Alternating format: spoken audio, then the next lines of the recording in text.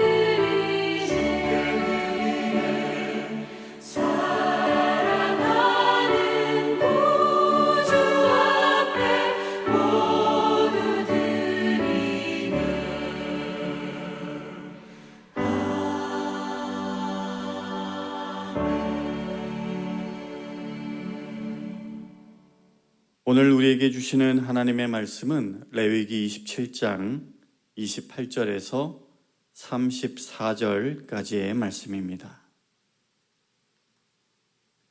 어떤 사람이 자기 소유 중에서 오직 여호와께 온전히 바친 모든 것은 사람이든지 가축이든지 기업의 밭이든지 팔지도 못하고 무르지도 못하나니 바친 것은 다 여호와께 지극히 거룩함이며 온전히 바쳐진 그 사람은 다시 무르지 못하나니 반드시 죽일지니라.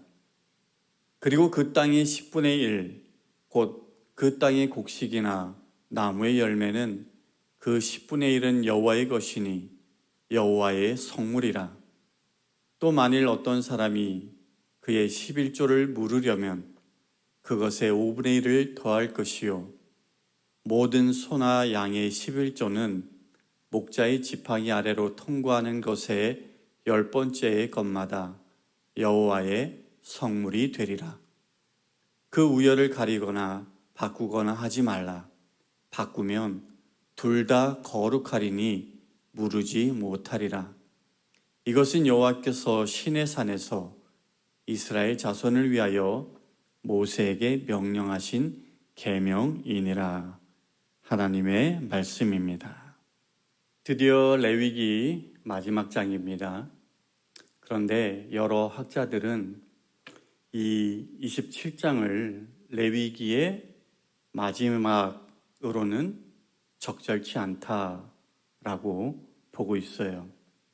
오히려 레위기의 결말, 마무리로는 앞장 26장이 더 잘 어울린다라고 하는데요. 그래서인지 학계에서는 레위기 27장을 일종의 부록처럼 여기기도 합니다. 하지만 제가 볼 때 오늘 27장은 마지막을 장식하는 장으로서 손색이 없어 보입니다. 왜냐하면 레위기의 주제가 거룩이잖아요. 오늘 27장은 서원과 예물에 대한 이야기로 마무리를 하고 있는데, 거룩이란 것은 서원, 곧 헌신과 관련이 있고, 또 거룩한 사람은 물질뿐만 아니라 모든 것이 다 주님의 것이다 라는 그런 생각으로 살아가는 사람이다 라는 점을 가르친다 라는 점에서 그렇다라고 생각을 합니다. 방금 언급해 드린 것처럼 오늘 27장은 크게 서원과 예물이라는 두 부분으로 나눌 수가 있는데요. 봉독한 본문은 그 가운데 예물에 대한 말씀으로 11조에 대한 내용이 눈에 띕니다. 이것에 대해서 말씀드리기 전에 먼저 서원에 대해서 좀 설명을 드려보겠습니다. 서원하면 우리는 절대로 변경될 수 없는, 무슨 일이 있어도 서원한 것은 반드시 그대로 지켜야 한다라는 것으로 보통 알고 있습니다. 그 근거로 이 신명기 말씀을 자주 인용하는데요. 신명기 23장 21절에 내 하나님 여호와께 서원하거든 갚기를 더디하지 말라. 내 하나님 여호와께서 반드시 그것을 내게 요구하시리니 더디면 그것이 내게 죄가 될 것이니라. 그러면서 23절에 내 입으로 말한 것은 그대로 실행하도록 유의하라. 무릇 자원한 예물은 내 하나님 여호와께 내가 서원하여 입으로 언약한 대로 행할지니라 라고 하고 있어요.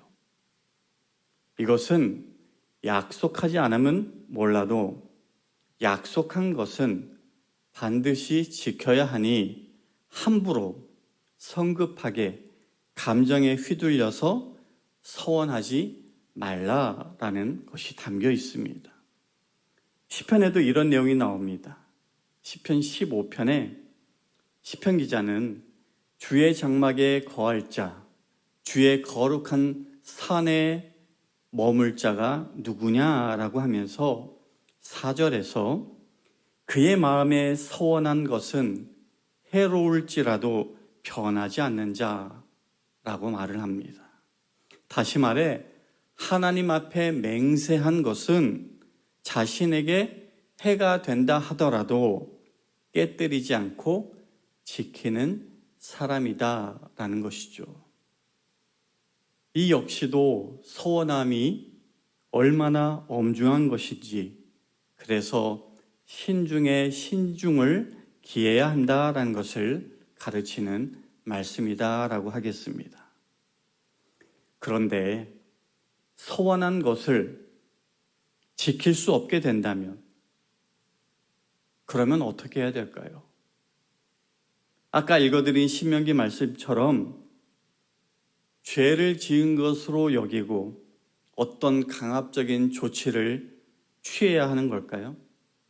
무슨 일이 있어도 서원한 것을 지키도록 만들어야 하는 것일까요?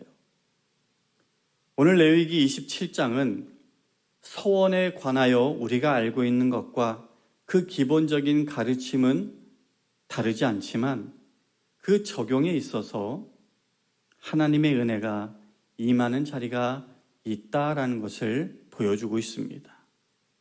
2절을 보면 이스라엘 자손에게 말하여 이르라. 만일 어떤 사람이 사람의 값을 여호와께 드리기로 분명히 서원하였으면 너는 그 값을 정할지니.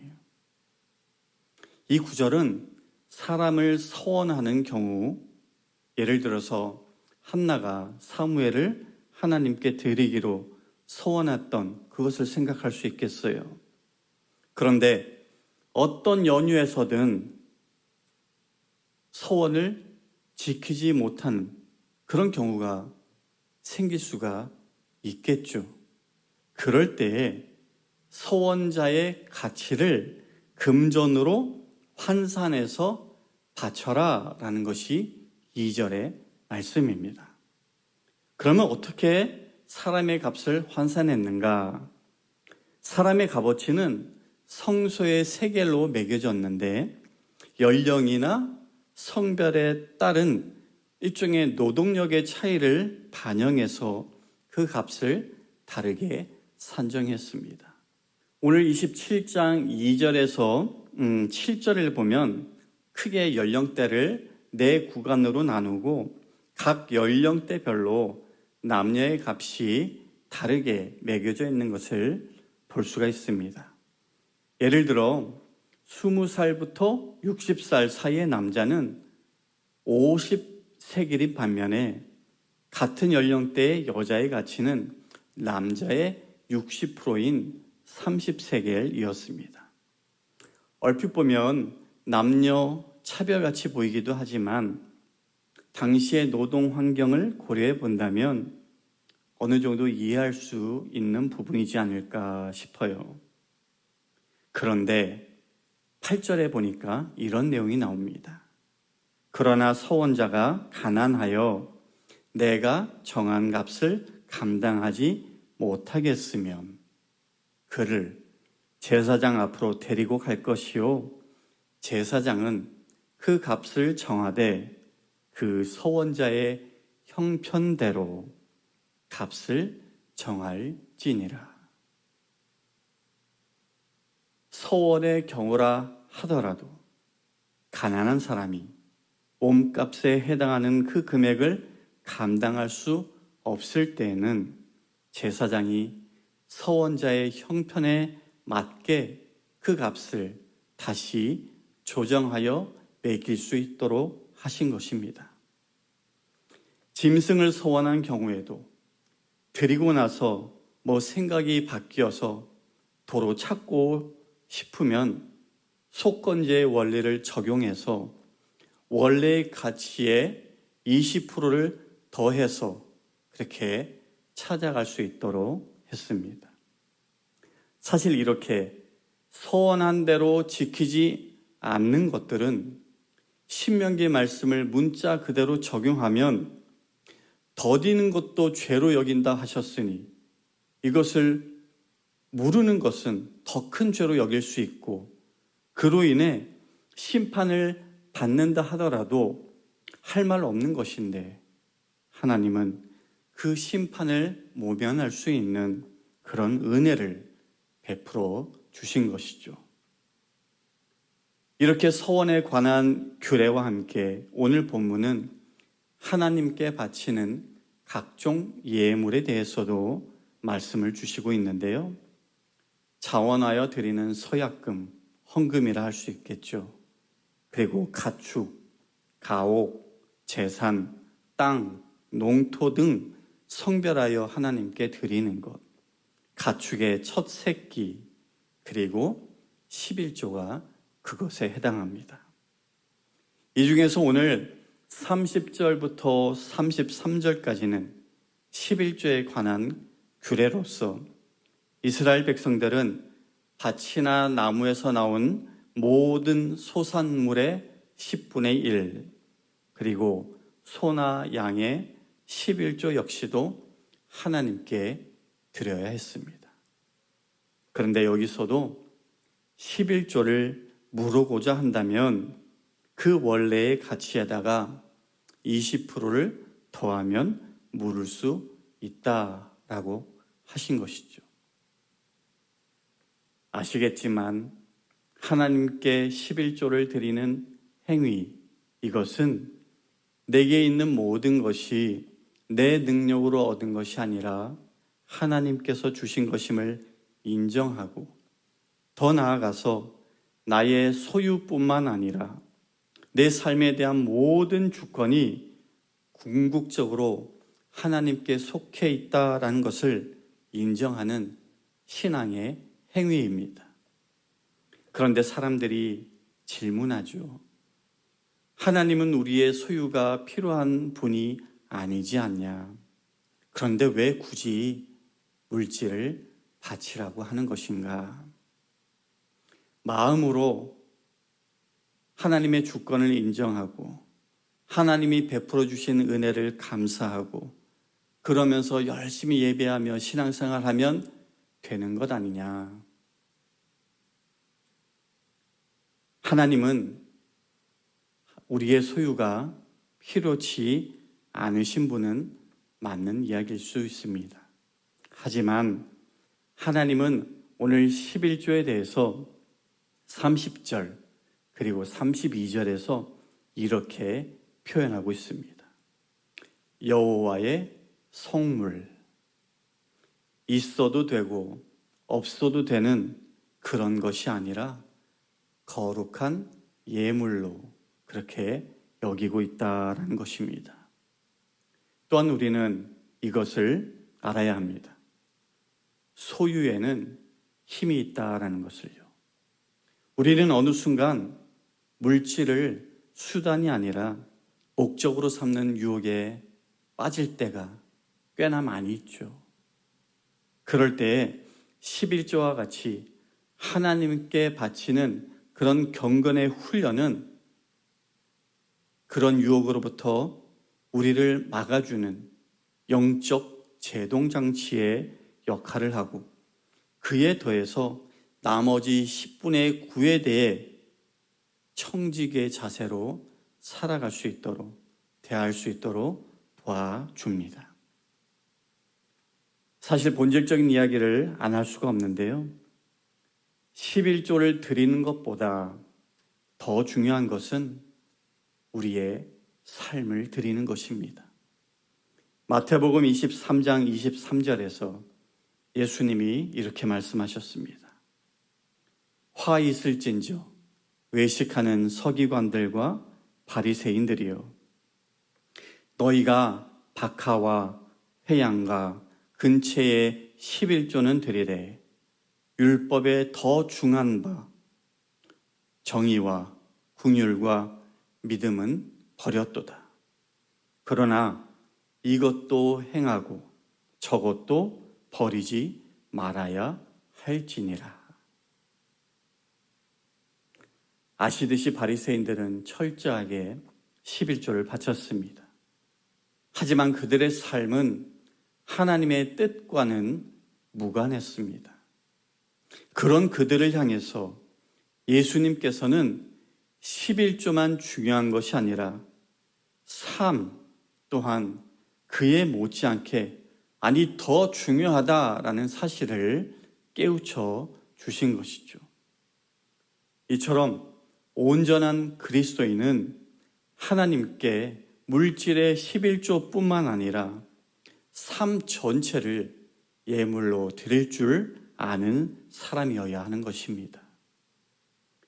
오늘 서두에 말씀드린 것처럼 거룩이라는 주제를 말하는 이 레위기의 마지막 오늘 27장은 우리에게 서원과 예물에 대한 이야기를 통하여서 거룩함이란 서원, 헌신과 관련이 있고, 거룩한 사람은 모든 것이 주님의 것임을 잊지 않는 바른 물질관을 갖고 그렇게 삶의 예배를 하나님께 드리며 살아가는 사람이라고 우리에게 교훈하고 있습니다.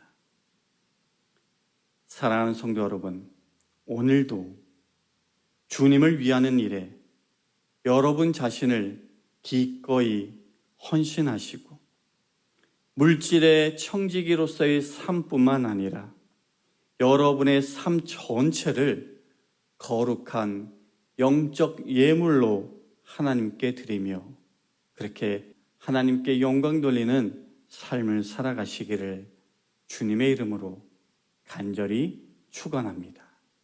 기도하겠습니다. 하나님 아버지, 주님께 드리는 우리의 서원과 또 헌물이 늘 거룩하고 진실함으로 드려지기를 소원합니다. 주님께 약속한 모든 것을 우리의 마음과 정성을 다해서 지키게 하시고 우리의 물질과 시간, 재능까지도 기쁘게 주님을 위해 드릴 수 있도록 도와주시옵소서. 무엇보다 우리의 삶이 주님의 나라를 위하여 쓰임받기를 원합니다. 우리의 부족함과 연약함을 통해 하나님의 강하심과 전능하심이 온전히 드러나는 그 놀라운 역사를 우리의 눈으로 보게 하여 주시옵소서. 이제는 우리 주 예수 그리스도의 은혜와 하나님 아버지의 극진하신 사랑과 성령님의 감화감동, 교통하심이 오늘도 주님 앞에 새로운 믿음의 헌신으로 나아가는 모든 성도님들 머리머리 위에 지금부터 영원까지 함께 하시기를 간절히 축원하옵나이다. 아멘.